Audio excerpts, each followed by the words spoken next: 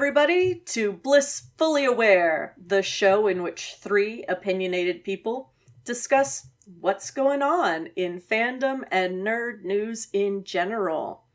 I am Bliss, and this week I am joined by recurring guest and doctorate in fandom tomfoolery, JD. JD, welcome back. It's good to be here. I really appreciate you stepping in. The girls are having some technical difficulties this week, and while they have thoughts, I did need to bring in our specialist in fandom tomfoolery for this explosive interview or episode. Am I gonna have to deal with puns all night? You really are. I'm gonna make some really tactless puns, and I'm so sorry in advance. It's okay. Everybody. I can handle it. Everybody else, they might have to groan and moan, but I'll keep all my groans to the end. Well, I appreciate that.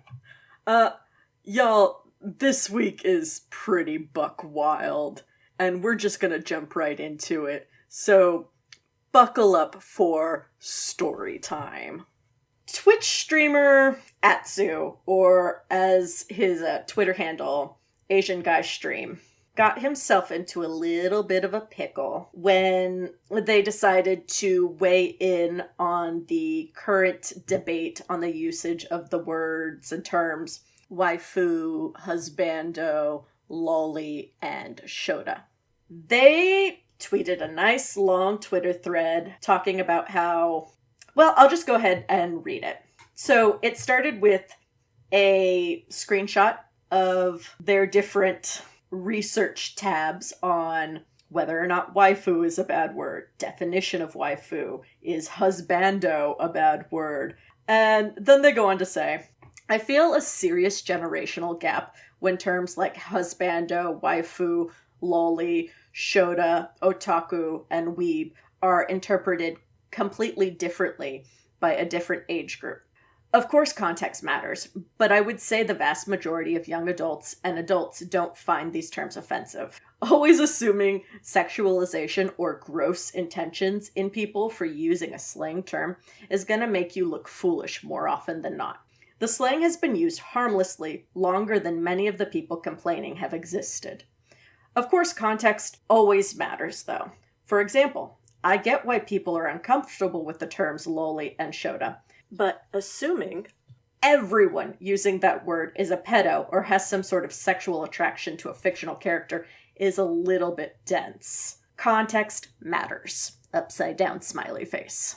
So that apparently pissed some people off, JD. Yeah, I would say so. I would say they got really pissed off. But then again, what is Twitter but a giant piss-off fest? Oh my god, right? And for the record, I do want to say that I agree with Atsu here. Some people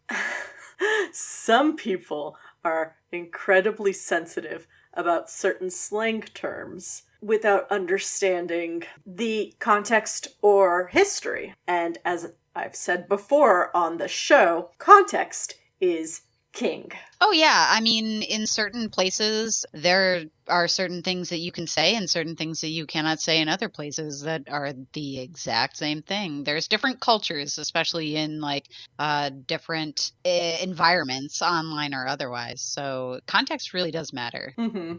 So one of the people who took offense to this was Twitter user Sohei Online, or Zuzu. And Zuzu went ahead and did an incredibly normal thing and quote retweeted Atsu's post with a picture of a package addressed to Atsu.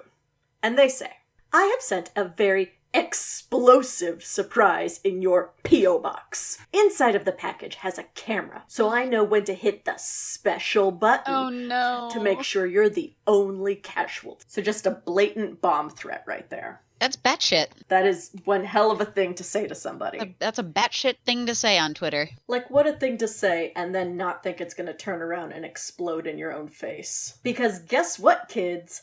That's super illegal. It is. Even in America, the land of free speech, that is illegal.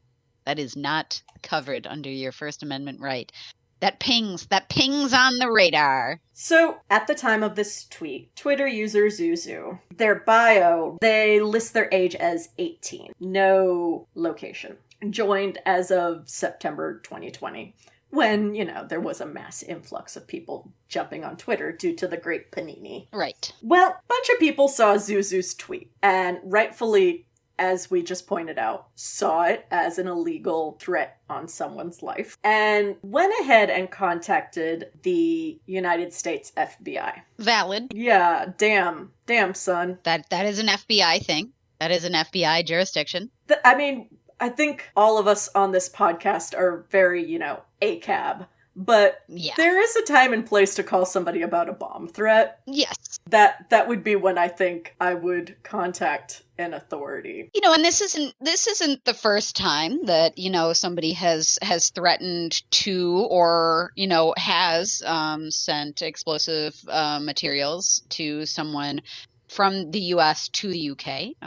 There was the infamous internet Ricardo Lopez case where he thought that he was in love with Bjork, so he sent her a sulfuric acid letter bomb, and he actually did send that. Well, in this case, it turns out Zuzu did not send a bomb. No. Thankfully.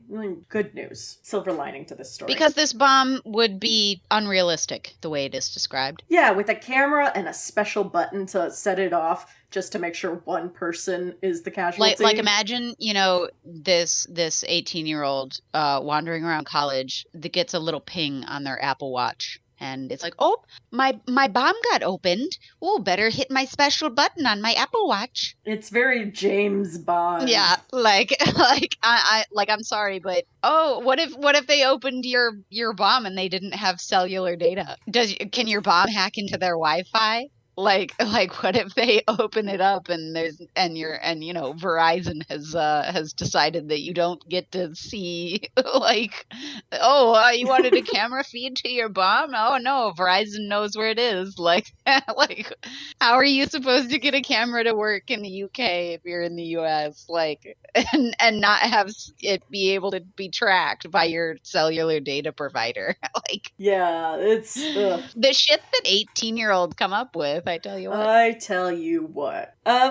So because so many people contacted the FBI actually followed through, surprisingly enough, and showed up at Zuzu's house, apparently. After which they then tweeted, "I think the most humiliating part of the whole FBI coming to my house was me having to explain to them who Navis was, and that Navis was not a code name for you-know-what, while shirtless. Okay, friend. That's the most embarrassing part of the FBI coming to your house. Yeah. Is that you have to explain to the FBI, fictional characters. Believe me, the FBI knows. The FBI already knows. They're just getting your statement on it. Oh yeah, I was claiming that the FBI does know way more than people believe that the FBI knows. So, but they probably know what Omegaverse is. Oh God, I hope they know what Omegaverse is, and they have at least one person dedicated to monitoring it. I bet you the FBI really does know. There is one person who, in defending Zuzu's actions, because there were a lot of people who rallied around Zuzu initially, claiming, oh, it was just a joke, you guys are overreacting. It doesn't matter if it's just a joke. It violates the emergency principle.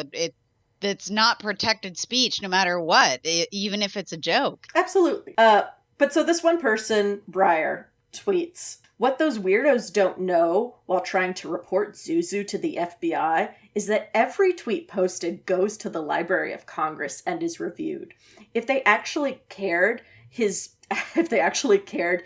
tweet, he would arrested by now. Y'all are so dumb." Yeah, word for word, that's what the tweet says. They probably just determined that the tweet was not a credible threat. Well, so here's the deal. That program that Breyer is talking about, where all tweets are cataloged in the Library of Congress, was discontinued in 2016 or 17.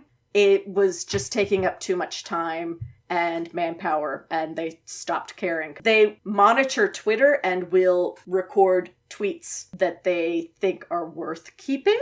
So they might have kept this particular tweet, but it might not have made it on their initial radar. Yeah. I don't think Fandom Twitter is the Twitter that the Library of Congress is monitoring these days. Probably not. And there was a minor, hashtag I stand with Zuzu moment that about, maybe 10 people jumped on.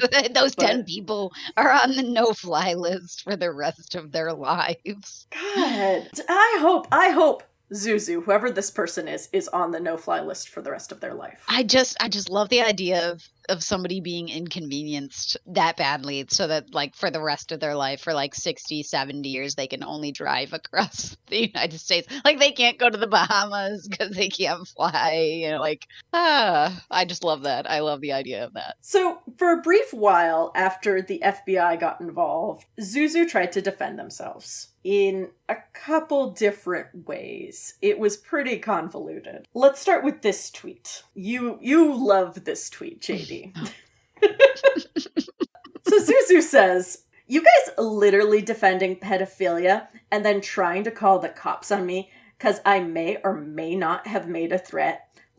I'm neurodivergent and a minor and white passing POC. I think you can let me away with this one. LOL." I love this tweet. I love this tweet. There's so much to unpack. There is. I want to start with the fact that when they started defending themselves, they changed their age on their Twitter profile to a minor. They changed it to 13. And so suddenly they are now a minor. I love how calculated that was. It was I'm going to gaslight everyone who looked at my profile before by making the 8 into a 3 so they think that they saw it wrong before. But of course somebody took a screenshot. It doesn't work when people are taking screenshots of your bio. What did you think, that there was going to be no evidence? Right? I mean, this is the age of keep receipts on everything. Yeah. So man, I probably have over 1,000 pictures on an external hard drive saved from my time on Discourse Twitter. I have hundreds of different docs with different receipts saved. Some of them for the show, some of them personal. And I'm sorry, our tweets might not be cataloged in the Library of Congress anymore, but that doesn't mean they're not still being cataloged by somebody. You can just rename my external hard drive the Library of Congress. Because I tell you what, I have I'm going to need to switch to a terabyte.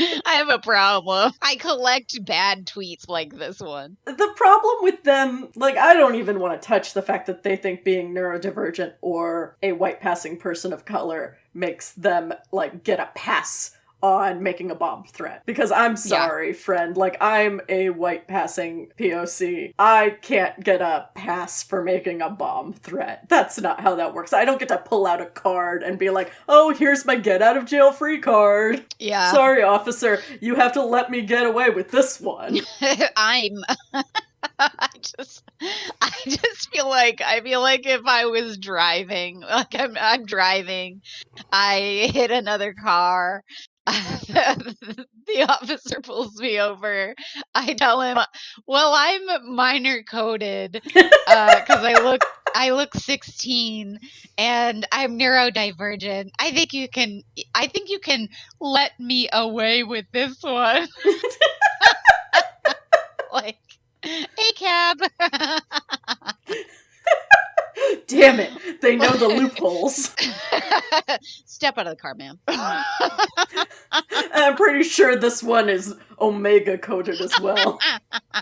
So the problem with them changing their age to 13 is this I find pretty funny. They changed their age to 13. They apparently have a romantic partner on Twitter as well who is defending them, who in their profile was over 18. Oh, yeah. So then is it pedophilia? Oh, no. The plot thickens. Just gonna drop that bomb right there. That wasn't thought out. No, the whole aftermath of this was totally bungled. This is like when people spend like hours and hours and days planning a murder, but they don't plan the getaway. They don't. And when this was pointed out to this person, they must have also told Zuzu, because then Zuzu changes their profile again to just a Russian woman living in Japan. No, I am not. And they changed also their Twitter handle to something else. Oh, so right, now their yeah. Twitter handle is I am not Zuzu. And they changed their age to 42 years old with 3 kids. Okay, but oh no. Like instead of nuking their account, they didn't want to get rid of their follower account, so they just switched their handle. Yeah, that was yeah. Don't they know that if you switch your handle, your old handle redirects to your new one? Yeah. Oh, that's so cringe. Like they don't know. That's so cringe, bro. It is cringe, bro. I work with a bunch of high schoolers. They tell me I don't have any drip. Oh Yeah, no drip. no. Okay, so beyond my lack of drippiness, God, you know what? I'm neurodivergent. I think you can let me away with my no drippiness. You get a pass. My anti-drip. You get a pass. I get a JD, pass for being neurodivergent. I get a pass for yeah. I'm neurodivergent. Your lack of drip. I'm not going to elaborate on my neurodivergency. I'll let you ponder what that could mean because gosh, you never to know, which, that's valid. That's valid. I'm not entitled to anybody's, medical information, but also, what if you're just depressed? Does that make you neurodivergent? I think so, doesn't it? I mean, it might. I don't know anymore, Yeah, JD. because I'm not sure. I don't know. I really don't know. I really have no idea. Like, what really makes you neurodivergent? What do kids think of when they say neurodivergent? Because I know for sure, like that they're DID, dissociation, blah blah blah blah blah. Like that stuff they consider neurodivergent. Autism is considered neurodivergent.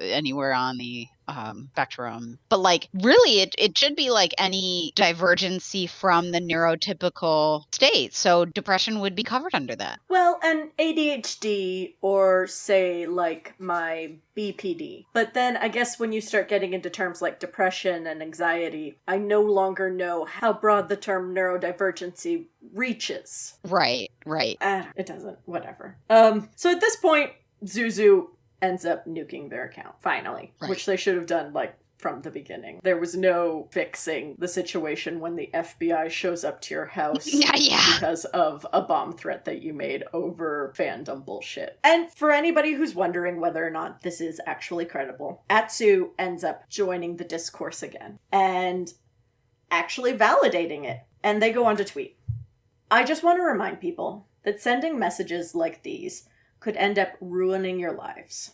I was contacted by counter-terrorist police just now, but I told them all the threats I received online were empty threats, and they dropped the case. Thumbs up emoji." And they sent the example of Zuzu's original Bob threat tweet. They go on to say, "I didn't actually see many of these tweets directed at me, but it seems people contacted the FBI overnight, and they got involved even though I'm in the UK. Whether you agree or disagree with me, it doesn't matter. It's not worth potentially bringing harm to yourself and others." So Atsu is a bigger person than I am because I absolutely would have pressed charges. Oh, me too. Oh, yeah. I'm sorry. There is a point at which I feel an amount of accountability must occur. I can live with people calling me a pedo despite the fact that that's slander or liable depending on what form of accusation you are bringing, right? Mm-hmm. When it actually then turns into a slander and libel that causes me damage, then yes, I will get my lawyer involved. Mm-hmm. But sending me a bomb threat is automatically going to get you charges laid against you. I'm not going to play. Yeah, no. As soon as you make a threat against me and there are people who are actively calling for my expiration, no, we're done. We're done there. You know, as soon as you're like, if you're making actual like threats against my life or like suggesting that you have already taken actions to threaten my life, nope, we're done. Yeah, the FBI shows up at your house. Yeah, sure, I'll press charges. Right? Yeah, why not? Right? Like as ACAB as I want to be, the FBI's already there. Like they've already determined that that there's something to this. So like I don't have to do any work there. They're already there. You already did this to yourself. Like I don't like to imagine myself sicking the police on someone. You know what I mean? Oh, Like, no. I don't like Right. the idea of calling the police if it's not absolutely 100% necessary. But if you've done this and someone else has called the police on you and the police have determined this is a credible threat and we are here to investigate this and hey, would you like us to press charges? I never lifted a finger. I never sicked anybody on you. You did it all by yourself. Like, congratulations. You played yourself. Absolutely. I am not one to call the cops. I'm Yeah. not. If it was me in this situation, I absolutely would be pressing charges.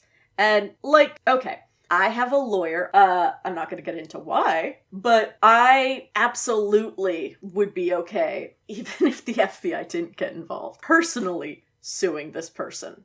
Mm-hmm. Because that is ridiculous. That is beyond ridiculous. I'm gonna get up on a soapbox for a minute. So join me, JD, on my soapbox. All right. Is there room for us? I will scooch. Okay. All right. I'll just take up the edge. You and I come from a generation where bomb threats were taken very seriously. They were common. They were common. And bombings, like actual bombings, were a thing that happened regularly. I mean, you want to talk about some of the famous bombings that happened just in the 90s. You have the truck bomb in the World Trade Center in 1993. You have the Unabomber throughout the 90s. Oklahoma City bombing in 95. The Atlantic Olympic Park bombing in 96, the Other Side Lounge in 97, and the Brigham, Alabama in 98. Oh, yeah. Like, fucking bombings were a thing that happened. That was the in vogue form of mass terrorism. Yeah, and day. we didn't have school shootings. We had bomb threats. Like, we would stand outside. We would be evacuated from school and stand outside while bomb-sniffing dogs scoured the school. And while kids today have to go through, like, school shooting drills, we went through bomb threat drills. Yes. That was our thing, because I distinctly remember the day that Columbine happened. Mm-hmm. And that was a shock to the system. That had never happened before and affected society the way it did. Right. So before that, it was bombs. It Yeah. was bombs. And also, I take it a little personally, because I live in the Austin area. Mm-hmm. And as some of you may remember, there was a serial bomber here in Austin a few years ago. And I happened to be very incredibly close to where one of the bombs went off. So, I mean, thankfully I'm okay and I wasn't where it actually went off. But it's a real thing that happens. It's a real threat. And I understand it seems like a fantastical, like, unreal threat to the next generation because they don't go through the drills. Bombings aren't as common anymore. It's the sort of thing you just see in movies. And, like, it's about as realistic a threat as, say, like, threatening a guillotine. Right. And, like, you know, we're looking at a generation that really doesn't have bomb threats. Bombs aren't practical anymore. So, like, nowadays, if you want to murder a whole bunch of people, you just walk into, you know, a school or a nightclub or a farmer's market and you shoot everybody. Back then, it was like bombs were so easy to, number one, make, but regulations made it so that it's harder to get components to get bombs now. Now you can still make homemade bombs, but your chances of getting away with it are slim. Nowadays, the technology that they have for discovering bomb signatures, where you got the stuff that you made it out of, you know, like some of them are good luck. That's all I can say. Good luck. So I want to show empathy. I really do, because The next generation does not see bombing as a realistic threat. So like, ooh, I can threaten bombs. But in the same way that accusing somebody of pedophilia is a actual crime, it's a slanderous accusation. Making a fake bomb threat is a real crime. And out of curiosity, I went ahead and contacted my lawyer because I wanted to know what the consequences could possibly be in this situation. It's not like we're actually going to know.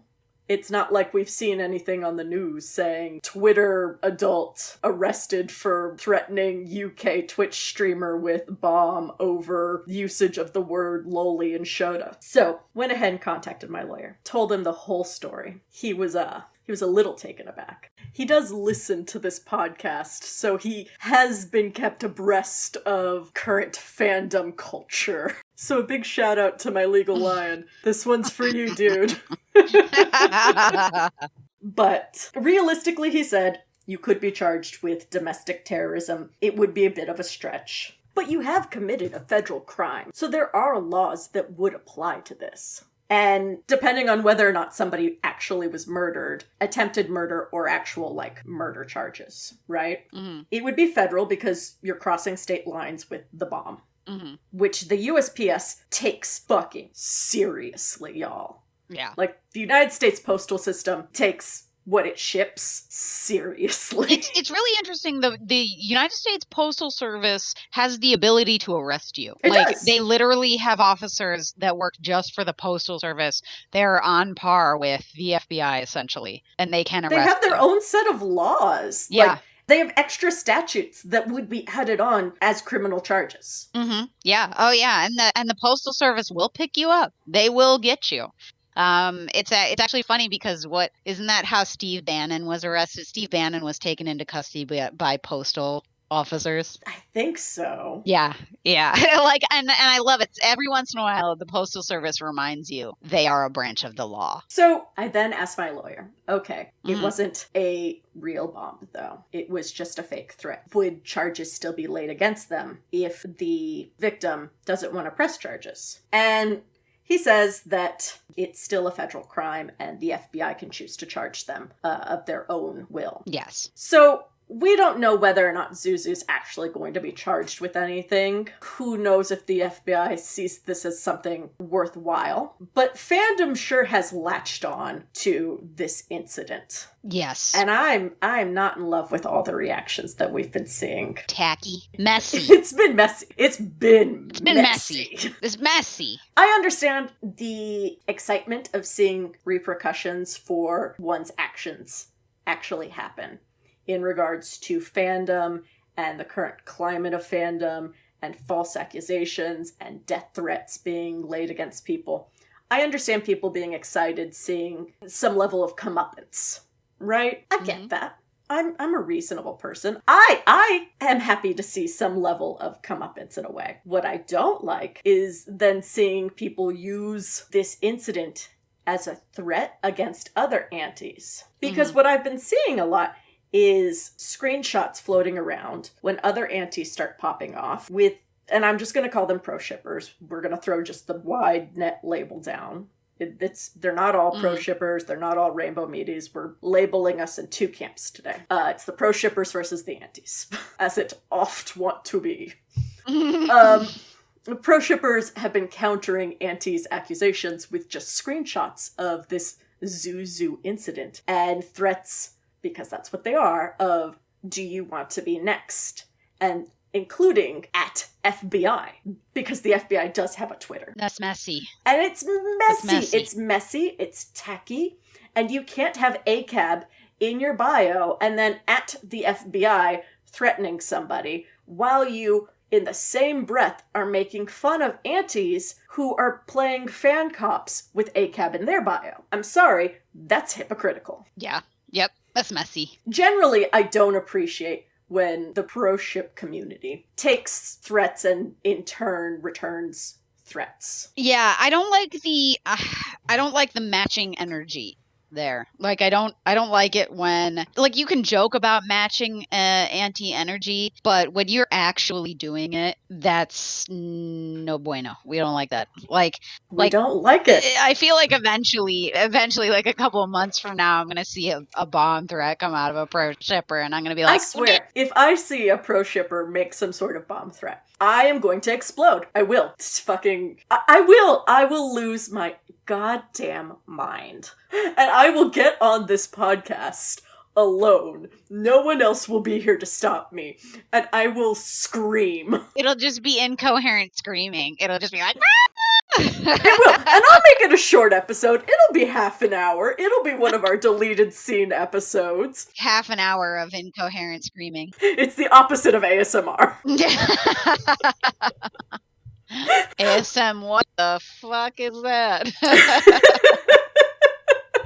I have been toying around with the idea of starting a Patreon, and like one of the tiers is gonna have to just be Bliss screaming for half an hour. Like, pay $1, you get to see Bliss every other week just scream into a mic. You can like, be nonstop. You can be like the next Foamy the Squirrel, except it'll be Bliss, and you'll be just screaming about fandom nonsense. Pro shipper sending a bomb threat. Oh my god.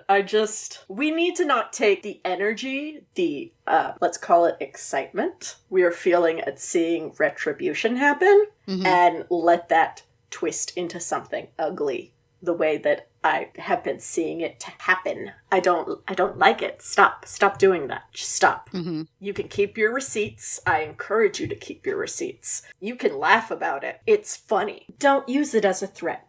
Because then, are you really any better than your enemy here? Are we? I can't answer that. Like, I'm sorry. If you were making threats because somebody else is threatening you, it's the hypocrisy for me. It's tacky. It's messy. It's not what I would. It's not what I would advocate for. Mostly because it seems childish. It's like when, a kid is like, "I'm going to tell mom." No, I'm going to tell mom first. It's like okay, but who does the FBI actually care about? You got to be picking your battles here.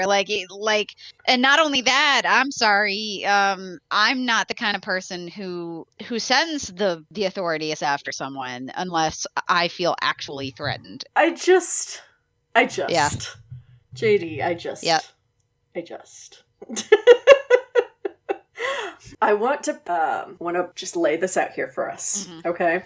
We, the collective we, constantly say against anti-accusations when they say, oh, you're gonna get arrested because whatever ship you like is pedophilia and that's illegal. And the response tends to be, the fucking cops aren't going to arrest me because I ship Baku Deku. Right. Like, go ahead and call the cops and tell them that I ship the bad ship Bakugo and Deku. Watch them arrest me. So the FBI actually got involved in this case. Yes. Do you want to then, if you're going to turn around and use that as a threat against antis and say, oh, well, I'm going to call the FBI on your threats. Unless it's like another actual, like, credible bomb threat. Like, I'll throw that caveat in there. How much, like, government authority do you want involved in fandom spaces? Because while the Protect Act does not apply to anime or fan art or fan fiction, or is technically constitutionally legal, that doesn't mean another law can't be written. That doesn't mean that if you don't kick up enough dust, people aren't going to start noticing. Fandom isn't as niche as some people like to think it is. It is niche, don't get me wrong. But fangirls and neckbeards, I feel like those are the two negative connotations, right? Are pretty widely popular tropes and stereotypes now. And fandom in general is becoming more widely acceptable in general society. So how much authority, how much government authority do you want involved in fandom spaces? Don't at the FBI unless it's a fucking bomb threat. Yeah. Like an actual bomb threat. I think personally, my personal opinion, and you know how much of a free speech absolutist I am. My personal idea is that you should not be involving any type of authority unless the statement that has been made to you violates the emergency principle. Absolutely. If it violates the emergency principle, i.e., it is a credible threat against your person, or it incites violence against you, Or is the fucking call to action. No, yeah, 100% agree. that's the only time that somebody should be adding the FBI is, when somebody's like, "Hey, I'm sending a bomb to you," or I'm gonna come to your house and K-word you in the middle of the night or something like that. Like it's that's where we're at. Like, and especially in the United States, we're looking at what was it? I read an article that was stating that the UK might implement a law that states that trolls, like online trolls, could be prosecuted for inciting pylons because it can cause psychological harm. Well, and like fucking Twitch is doing that fucking lawsuit over those two jackasses that created all the like hate spam bots. Oh. Like, it's not that there isn't precedent for this sort of shit. It's that we don't want to encourage there to be further legal action. Yeah. Like, I don't want laws about what I'm allowed to do in fandom. Yes, I have a lawyer. Yes, I would sue somebody who was actually slandering me. Am I suing the person in our YouTube comment section who's calling me a pedo? No, because I don't give a shit about that person. Yeah, honestly, like, for a lot of stuff, it's just Hitchens' razor. Like, any non-credible threat can be dismissed without addressing it. Mm-hmm. Like, when somebody addresses you and accuses you of all sorts of nasty shit but doesn't actually give real evidence, you can feel free to ignore it. But if somebody sends you a bomb threat, I'm sorry. Well, and to be clear, I'm not saying that you should in no way defend yourself against antis and accusations like that, or that you shouldn't rally together against people who are suicide baiting. I'm not saying you should. Right. I feel like all speech can be countered with counter speech, and that's something that is your right to do, and you should be able to do that, and you should be doing that because it discourages somebody lying about you and saying inaccurate things and saying rude things to you. Like that's something that you can do. But a lot of times, a lot of people find it to be more empowering to ignore hate speech or accusations because it strips the person who is making those accusations or making those statements of their power because they're not being addressed. Absolutely. And the thing is, I think it's important that we all, stick together and defend each other and make sure that we feel supported. I don't think you should meet violence with violence. I agree. So that has been my frustration with this whole Zuzu incident. I am happy to see some level of retribution be laid down. I'm happy that there is an incident in which antis can recognize that what they're saying has consequences. Yeah. You can't just say shit. And you're not just going to get away with saying shit sometimes. Yeah. Sometimes the FBI shows up at your house. Sometimes the FBI shows up at your house. But let us not be tacky. Let us not say, hey, do you want to be the next person who has the FBI show up at your house? Exactly. I'm not saying you have to be the bigger person here, but just don't be messy. Don't be messy. Don't be messy. But for real, don't be messy.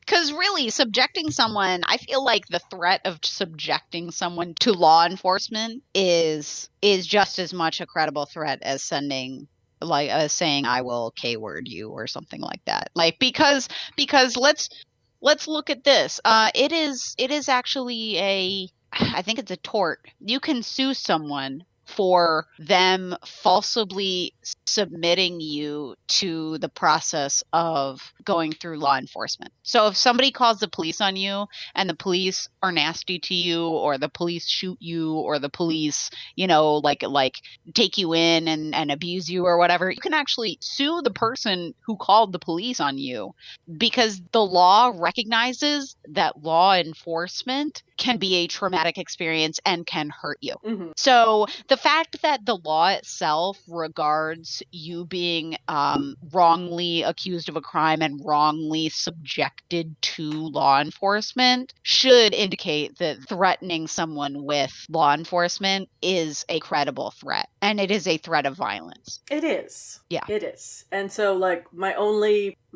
call to action on this podcast is fucking be mindful of what you're saying, people. Mm-hmm. Be mindful. Like, think about it. Be kind to each other. Don't make bomb threats. Yeah. I'm gonna add that to my list of commandments on this show. Don't make bomb threats. Don't make bomb threats. Like, I would go further to say, you know, like, just be mindful of when you're adding the FBI. You should not be adding the FBI unless somebody is making a threat that violates the emergency principle. You should, you know, if you think it is a credible threat, obviously in this case it was an actual threat that is 100% illegal. But if you're out here and you're adding the FBI and you know that there's lots of people who are afraid of the police because the police do not treat them fairly.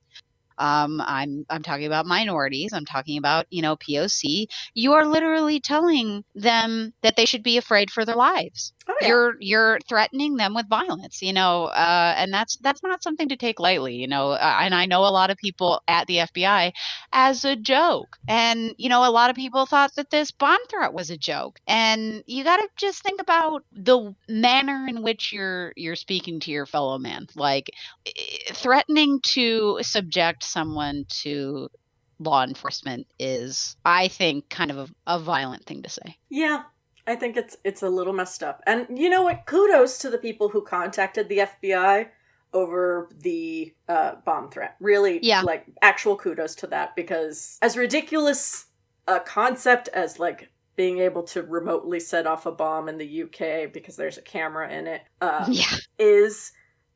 it was still a bomb threat, and like better safe than sorry, and like good for you for reporting that. Yeah, and you know, good for you being able to get through to the FBI and have them take it seriously too, because like I know sometimes it's hard to think that law enforcement is going to take you seriously because you think that, oh, it's just an online thing, so you know, this isn't serious, this isn't the real world, But as we have seen in the past with the Ricardo Lopez case, he had a video diary that he would put online. He had a video journal, and he mentioned that he was sending a bomb to Bjork, and he did. And the only reason that the Postal Service was able to intervene was because they had access to his online video journals that people had reported. So, you know, it is better safe than sorry when you do see something that is that kind of sets off those red flags, and it seems like it's an actual threat. Of course, contact the authorities, because we live in a society. And you can't stop a bomb from going to someone without the police right now. One day, maybe it'll be possible. Now it is not. So sometimes you have to at the FBI. But not when, you know, some little kid is, you know, not making a bomb threat against you and you're just trying to scare them. Yeah, I just be mindful of your choices, I guess, is my takeaway from this. On all sides, like, if there are any aunties hate listening to the show, first off, I'm flattered. Hi. Hope you're having fun. Second off, be mindful of what you say on the internet, because everything you say and do has a cause and effect. Your actions have consequences. Like, very much, this is that Vine. When will you learn? When will you learn that your actions have consequences? And, you know, this is coming from two people who, you know, have had plenty of consequences. God, yeah. We speak from experience. That's really all I have to say on the bomb, JD. I've done. Like, the bomb has gone off. I'm now just a smoldering mess. Okay, well, what did anything good happen to you today? Oh, yeah. My good thing this week. I started watching Black Clover. Oh, did you? That was fun. Oh. Yeah, my friend got tired of me always talking about My Hero Academia, Mhm. and so has bullied me into watching Black Clover. Mhm. And I am enjoying it. It's cute. That's awesome. It's very anime. Oh, is it? I think my boyfriend reads that one, but I'm not quite sure. Maybe I'm mixing it up with something else, but he's got a lot of manga, so. If he does read it, he needs to hit me up, or you need to hit me up. On his behalf. Yes, you get to play middleman for the questions I have on some of these characters. Oh, okay. Well, yeah, I can see what if that's the one that if that's the one that I'm thinking But, of. yeah. Do you have a happy this week, JD? Because we talked about the thing, right? We talked about the thing. Yeah. We totally talked about the thing. Do you have a happy? I think I have a happy. Or at least I have a at least I have an interesting. It's sort of happy in that I have made a self-discovery. I've been watching this series on Discovery Plus, and of course, as everyone knows, Discovery Channel has like two modes. It has like corny and it has serious, and I've been watching lots of corny. And one of them is These Woods Are Haunted. Okay. Oh. And a lot of them, the woods aren't haunted. They're just talking about Sasquatch. And from watching all of these middle-aged white men talk about Sasquatch, I have determined that I do not believe in Sasquatch. Those are bold words, JD. I don't believe in Sasquatch. You know what I believe? I believe that Sasquatch is like the imaginary best friend of like 40-something white men. It gives their life purpose. You know what? If it makes them happy. Yeah, exactly. If it makes them happy, it makes me happy. You know, like if that's what is between Chad from accounting and his inevitable self-decline and alcoholism, I would rather he look for Sasquatch. Okay, but do you believe in the Jersey Devil? I don't know, because you know what, I haven't heard enough, white people prattling on about the Jersey Devil. I've heard like a couple stories. Like, I'm more likely to believe in something if you don't tell me fantastical stories about it.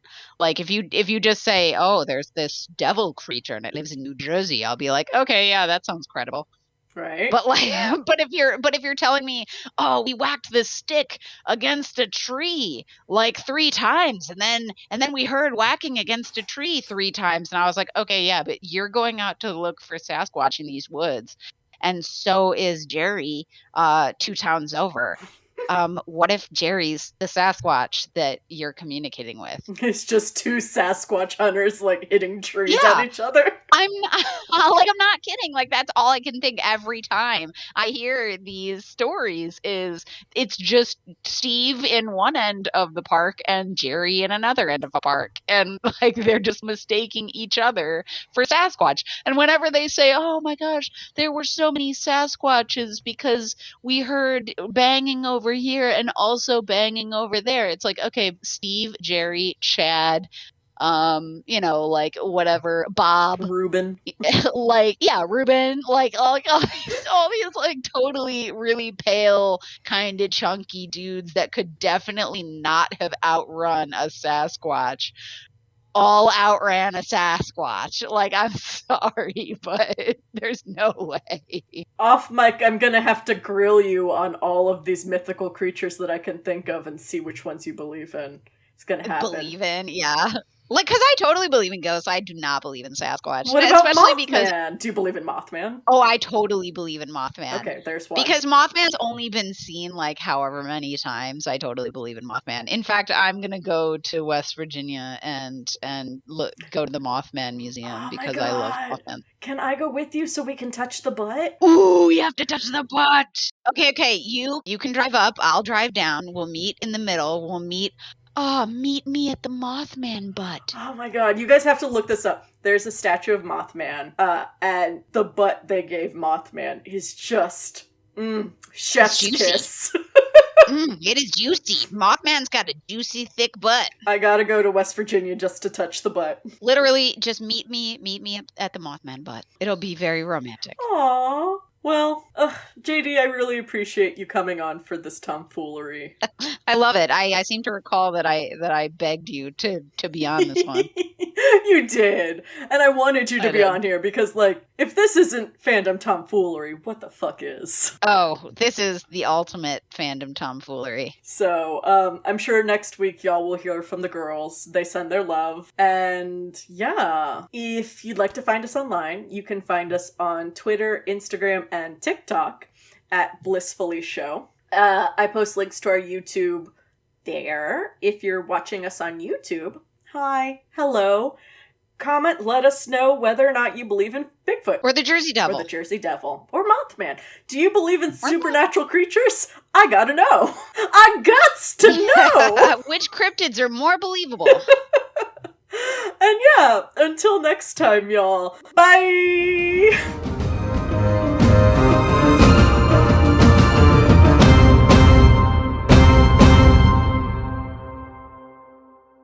Only at the FBI with your Omegaverse theories.